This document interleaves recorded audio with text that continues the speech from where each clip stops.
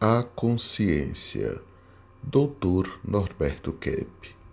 Esse livro apresenta algo que todos acreditam ser desagradável. Não apenas você, mas qualquer pessoa não quer saber de ter consciência, pois pensa que ela dói, mesmo que forneça força. Dr. Norberto Kepp escreveu esse livro para ler, meditar e colocar em ação as descobertas das quais não pode mais fugir, se é que algum dia conseguiremos. Nona parte da dialética humana. Hoje podemos compreender o que o filósofo Platão quis mencionar sobre o mundo das aparências, dentro do qual vivemos em oposição ao verdadeiro mundo, o da realidade. Platão o denominava como mundo ideal, que só poderíamos conquistar depois da morte. Não será a consciência? O Dr. Kepp classifica o seu pensamento dialético um admirável conhecimento da própria psique. Platão disse melhor o que sentimos e pensamos, e Aristóteles como deveria ser a realidade. O primeiro foi muito mais psicológico, enquanto seu discípulo, um calculista. Na medida em que entendemos, notamos no primeiro como a coisa é realmente e no outro como seria o ideal. O filósofo classificado como idealista atingiu melhor a realidade do ser humano e o realista, Aristóteles, o seu mundo ideal. O indivíduo desenvolveu o pensamento restrito e discricionário que está levando ao desespero gradativamente. Ele esqueceu de procurar as respostas mais essenciais à sua existência, trocando-as por ideias imediatistas e ilusórias, que só aumentam na sua angústia e um comportamento insustentável. O ser humano da atualidade está dividido, aqui o prático, lá o pensador, ali o religioso. E jamais funde-se em todas as tendências numa só pessoa, unicamente porque não aceitamos o diálogo interno. Os problemas de ordem humana não estão sendo solucionados devido ao uso de uma técnica usada de forma contrária, errada. Trata-se de conscientizá-los, não acabá-los, para que unam as energias numa direção única e possamos verdadeiramente edificar a existência psicossocial. Da dialética psicológica. O autor considera o processo dialético como uma das suas principais descobertas, responsável pelo desenvolvimento da vida psíquica. Ultrapassando esse episódio para o ser humano, podemos colocar a saúde e a doença, melhor ainda, a sanidade e a patologia, como seus componentes básicos e substanciais, desde que tenham consciência deles. Caso alguém fale que é a consciência o seu conhecimento, acertou. Se afirmar que é sentimento, também trabalhou com a verdade. Mas se unir a intuição, a premonição e todos os mistérios da mente, aí sim, está dentro da realidade. Como a psique é dualista, precisa captar todas as coisas dessa maneira. Um exemplo: quanto mais se percebe a existência do inconsciente, mais distante se o vê. Em primeiro lugar, porque ele está realmente distante.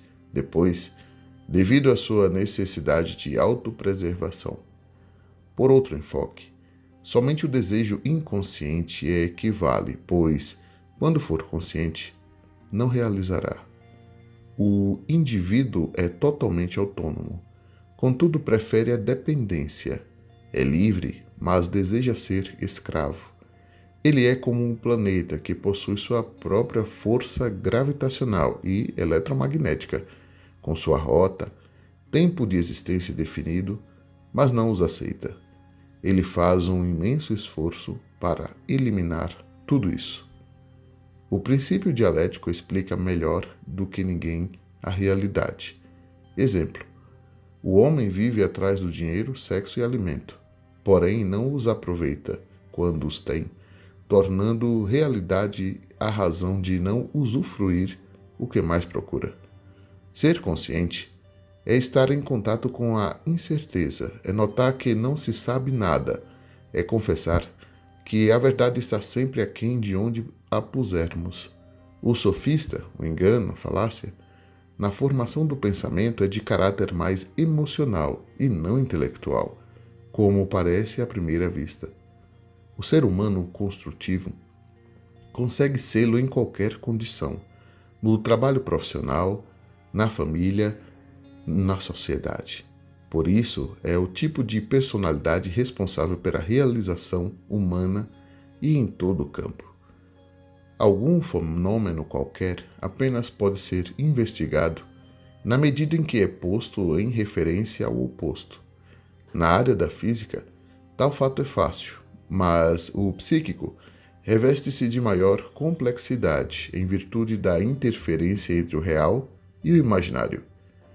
Há o macrocosmo e o microcosmo.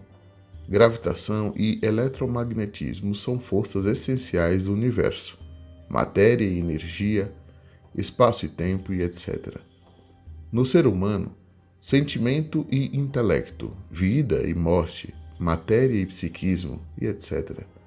E até mesmo a forma de união entre ambos, originando as mais incríveis consequências, desde o mais breve ao mais alto valor, do mais rápido ao perene, só na dependência do seu modelo de reunião.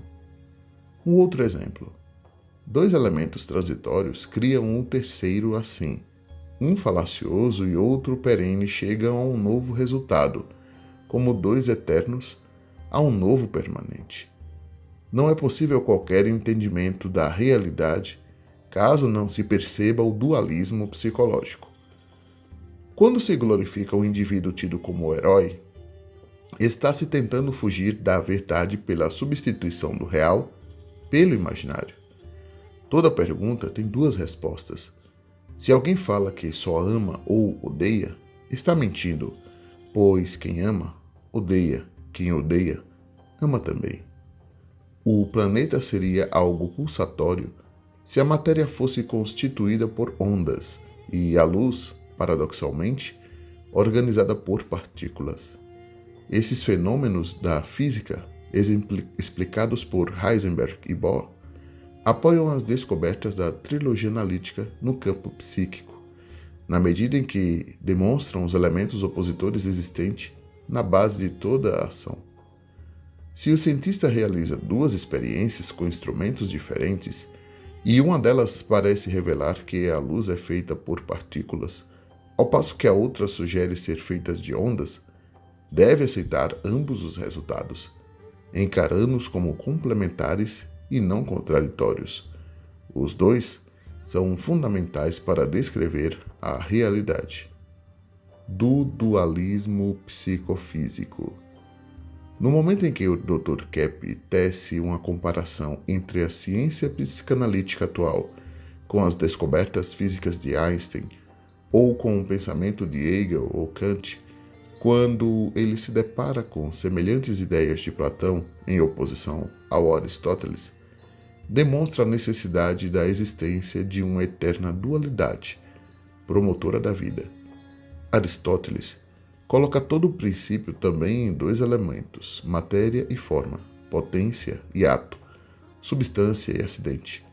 Contudo, com o intuito de reduzi-los a um só, no que foi seguido por Tomás de Aquino e toda a escolástica. Aparenta que ele não quis assumir a patologia. Se o próprio Criador, Deus é trino, por que não considerar a divisão interna do homem? Existe ainda uma outra condição fortíssima: o verdadeiro conhecimento pela experiência. A própria filosofia já mencionava que toda a sabedoria vem pelos sentidos, ou melhor, ela própria foi intitulada ciência pelos seus criadores, os antigos pensadores gregos, Pitágoras, a exemplo. Hoje, estando em pleno apogeu científico, temos melhores condições de captar a realidade. No cenário unilateral do pensamento, ou do sentimento da filosofia ou da religião, é bastante comum o indivíduo falar: estou com a verdade. Por quê? Exatamente por não estar com ela. Se estivesse, não precisaria contar, pois a realidade fala por si. De acordo com o autor, através do dialetismo, Sabe-se que sempre existirá algo para desvendar numa sequência ilimitada da dialética psicossocial.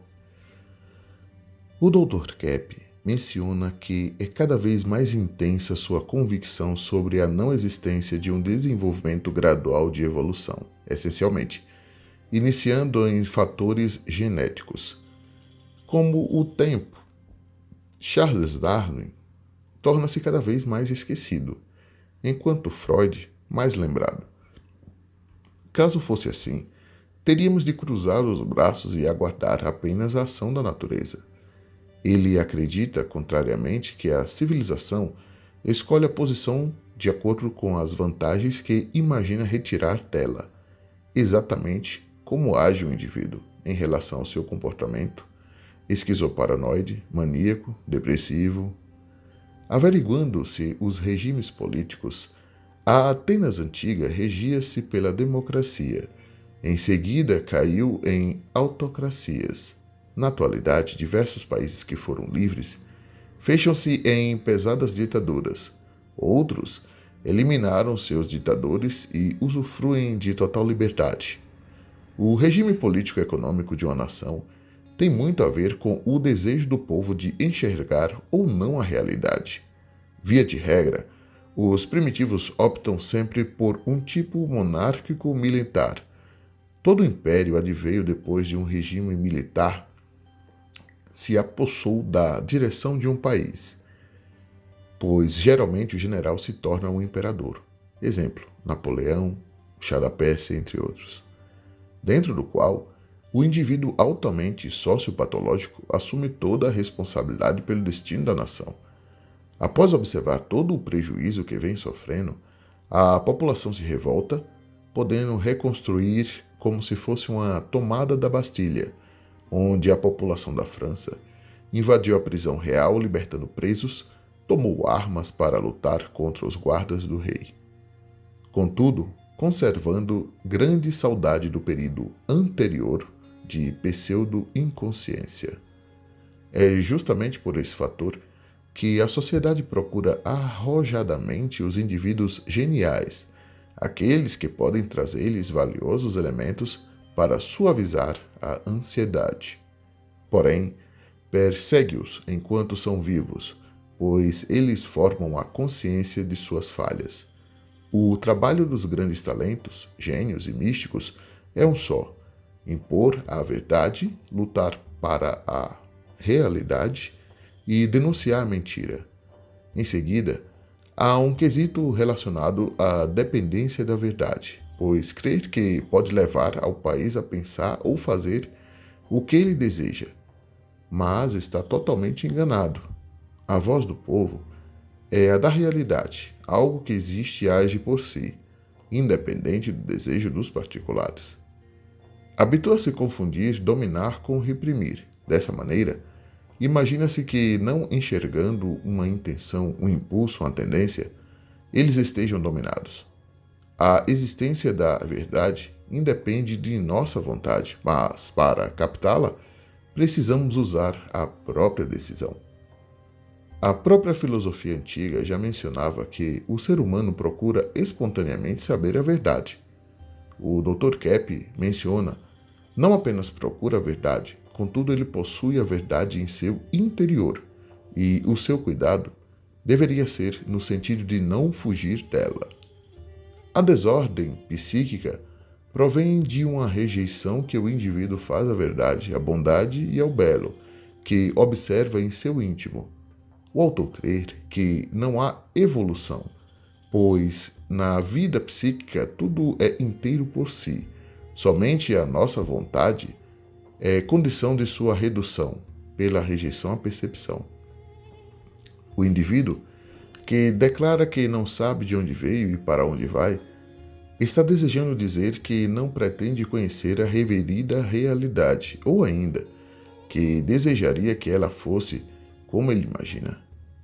Em sistemas religiosos mais avançados, os mesmos componentes básicos são constantes: monoteísmo, vida após a morte, o bem e o mal, etc., anunciando que o psiquismo tem um funcionamento perfeito, sendo dono do passado e do futuro, mesmo sem querer.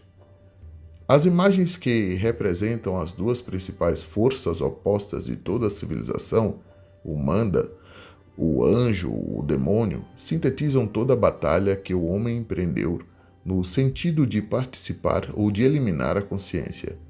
Os anjos em sua função de servir o bem, e os demônios lutando para esconder a verdade e conter no seu interior a realidade, pois Lúcifer significa luz. Se o mundo não deu certo até agora, não poderíamos virá-lo ao contrário e tentar, no caso, mudar a percepção daquilo que existe hoje? Ou ele não deu certo justamente por estar de pernas para o ar, exigindo que os desviremos? Aparenta que o ser humano contém um universo em si. Por exemplo, o que pretendemos realizar de negativo perturba a própria consciência, gerando sentimentos de culpa, sendo que o sentimento de culpa não é estranho à nossa realidade, uma vez que temos realmente culpa de muita coisa que fazemos. Com a finalidade de desfrutar da bondade interna, temos de tirar os obstáculos que nos impedem de chegar a ela. A ação humana, pela sua própria natureza, é contraditória, alcançando dois alvos ao mesmo instante, podendo afirmar que o estudo sobre a vida social automaticamente alcança também a individual. Por esta razão, todo indivíduo que busca por um tratamento para o psiquismo pretende resolver seus problemas, isto é, fugir da consciência de sua realidade. Esses problemas são justamente as contradições próprias e necessárias da existência, pois a vida não significa consertar o que está errado, mas conscientizar os erros. Dos sentimentos de culpa. Os sentimentos de culpa existem, quer percebamos ou não, e quanto mais forem reprimidos, mais exigirão sua participação dentro da existência, a tal nível que podemos afirmar que a substância psicológica recalcada é a que predomina. Por esta razão, os indivíduos agressivos são os que mais se prejudicam, pois reprimem tanto a percepção da sua agressividade como dos seus sentimentos de culpa. Temos sentimentos de culpa não apenas com o que realizamos, mas também com o bem que deixamos de fazer, como os desejos, intenções e pensamentos que não julgamos dignos. A vida psíquica parece-me que não funciona por partes, como se imaginava de início, mas de forma completa, inteira, em todos os seus aspectos. Entretanto, através de nossa escolha tentamos eliminar uma ou outra parte, conforme nossa conveniência, e não alcançamos o sucesso, entrando em desespero. Não somos psiquicamente como uma árvore, que é semente, depois raiz, tronco, galhos, flores e frutos. Temos tudo logo do começo, e pela vontade tentamos escolher 1, 2, 3 ou demais aspectos. Somos tudo no todo, e todo em todas as partes, por mais que desejamos ser diferentes. Esse livro deseja apresentar que aquilo que parece não existir é o mais atuante de todos e o que pretende ser muito ativo não tem força alguma. O que imaginamos estar neutralizado é poderoso e o que valorizamos tanto é inútil. É um trabalho sobre as contradições.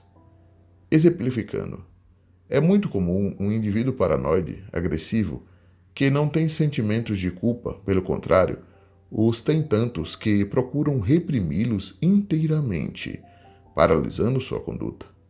Aparentemente, parecem ativos, realizadores, mas pouco fazem.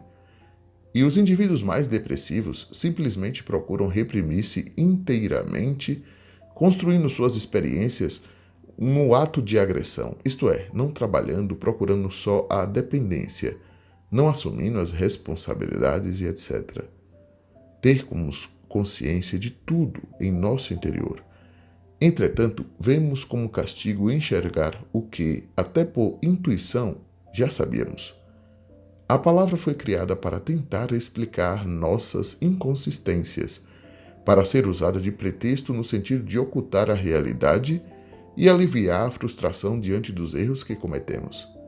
Ela se tornou oposta à consciência. Tensionamos confundir o ver com o ser e a não visão com a ausência.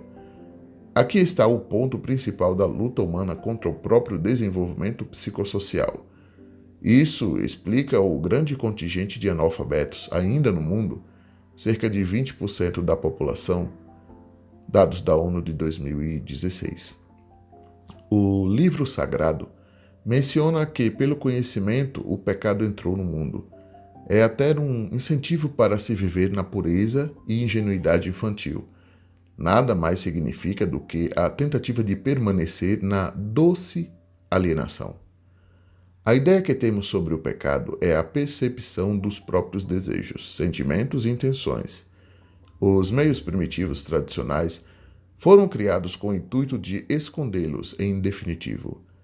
Ainda há o fato de temermos o que está em oculto e não o que é claro. Designamos pecado ao fato de ver nossos impulsos e tendências. Tentamos mais uma vez reprimi-los. Pouco valor damos ao esforço de não aceitar o que gostaríamos de realizar nesse aspecto.